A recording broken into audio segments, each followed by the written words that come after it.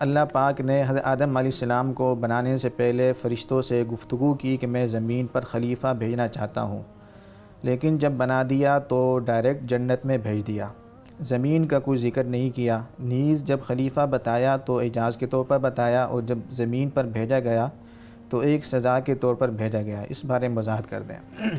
لیکن اللہ تعالیٰ نے جب انسان کو بنانے کا ارادہ فرمایا، تخلیق کا ارادہ فرمایا، تو فرشتوں کو جمع فرمایا، اور اللہ تعالیٰ نے جس کا ذکر قرآن مجید میں بھی آتا ہے وَإِذْ قَالَ رَبُّكَ لِلْمَلَائِكَةِ إِنِّي جَاعِلٌ فِي الْأَرْضِ خلیفہ، کہ میں زمین کے اندر اپنا خلیفہ، اپنے جانشین بنانے والا ہوں۔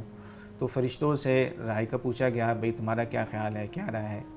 تو فرشتوں نے اس کے جواب میں کہا کہ آپ ایسی مخلوق بنانے جا رہے ہیں کہ جو زمین کے اندر فساد مچائے گی، خون خرابہ کرے گی۔ تو اس کے اندر بھی اشکال پیدا ہوتا ہے کہ بھئی فرشتوں کو کیسا علم ہوا؟ تو اللہ تعالیٰ نے اس سے پہلے ان کو بتا دیا تھا کہ بھئی ایسے مخلوق بنائی جائے گی کہ جس کے اندر شر کا مادہ بھی ہوگا، خیر کا مادہ بھی ہوگا۔ اور فرشتوں کا کہنے کا مقصد یہ تھا کہ چونکہ ہمارے اندر خیر ہی کا مادہ ہے، شر کا مادہ نہیں ہے، تو لہذا جو خلافت کے جو آداب ہیں، جو تقاضے ہیں، تو ہم ان کو بہتر انداز میں پورا کر سکیں گے کہ کبھی بھی نافرمانی نہیں ہوگی۔ تو اللہ تعالیٰ نے ان کے اس سوال کے جواب میں دو جواب دیے، ایک کو ہم مفسرین حاکمانہ جواب کہتے ہیں، دوسرے کو حکیمانہ کہتے ہیں۔ پہلے فرمایا انی اعلم ما لا تعلمون، کہ بھئی میرے پاس جو علم ہے، جو معلومات ہیں، تمہارے پاس نہیں۔ اور دوسرا حکیمانہ کہ اللہ تعالیٰ نے فرمایا کہ جو امتیازی صفت ہوگی انسانوں کی وہ تمہارے اندر نہیں، وہ یہ کہ جو علم کی صفت ہے اور جو میری صفت ہے وہ صفت میں ان کے اندر منتقل کروں گا۔ اور پھر اللہ تعالیٰ نے وہ علم کی صفت منتقل کر کے ان کو دکھلا بھی دیا کہ بھئی یہ فضیلت انسانوں کو حاصل ہے۔ بہرحال اللہ تعالیٰ نے جب آدم علیہ السلام کو بنا لیا اور تخلیق پیدا فرما دی تو عملی مشق کے لیے پھر جنت میں بھیجا کہ دنیا کے اندر جو کام کیے جائیں گے ان کاموں کے نتیجے میں یہ جنت ملے گی، تو عملی مشق کے لیے جنت میں بھیج دیا۔ اور جب اللہ تعالیٰ خطاب فرما رہے تھے تو اس وقت زمین بھی موجود تھی، اور یہ خود اس آیت سے بھی معلوم ہوتا ہے کہ انی جاعل فی الارض خلیفہ، کہ میں زمین کے اندر خلیفہ بنانے جا رہا ہوں۔ کیا معنی ہے کہ فرشتے بھی موجود ہیں، اللہ تعالیٰ بھی موجود ہے، اور زمین بھی موجود ہے۔ تو زمین کو بعد میں نہیں پیدا کیا بلکہ زمین پہلے سے موجود تھی۔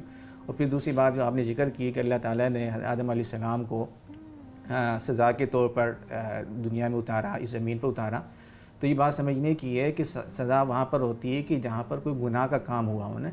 تو ہماری یہ عقیدہ ہے اور اجماعی عقیدہ ہے کہ جو انبیاء کرام ہوتے ہیں معصوم ہوتے ہیں، ان سے کسی بھی قسم کی کوئی گناہ سرزد نہیں ہوتا، اور اس کے اوپر سب حضرات کا اجماعی عقیدہ ہے۔ اور انبیاء کے بارے میں جو بعض واقعات آتے ہیں جن میں اس کا ذکر آتا ہے تو وہ خطا، نسیان یا اس کو اجتہادی خطا سے تعبیر کیا جاتا ہے، وہ حقیقتاً معصیت نہیں ہوتے بلکہ صورتاً معصیت کہلاتے ہیں۔ تو چونکہ انبیاء کا مقام بہت بڑا ہے، اعلیٰ ہے، اور تو اللہ تعالیٰ کے ہاں جس کا مقام جتنا زیادہ بلند ہوتا ہے تو معمولی سی خطا بھی اللہ تعالیٰ کے ہاں بڑی شمار ہوتی ہے۔ تو اللہ تعالیٰ نے اس لیے یہ بطور تنبیہ کے آدم علیہ السلام کو دنیا میں بھیجا۔ لیکن اس میں بھی حضرات نے لکھا ہے کہ جیسے ہی آدم علیہ السلام کو اپنی اجتہادی خطا کا علم ہوا اور تنبہ ہوا تو انہوں فوراً ایسے کلمات ادا کر لیے کہ اللہ تعالیٰ نے ان کو توبہ قبول فرما لی۔ فتاب علیہ، خود قرآن مجید میں آتا ہے۔ توبہ قبول کرنے کے بعد اللہ تعالیٰ نے پھر اس دنیا میں بھیجا ہے۔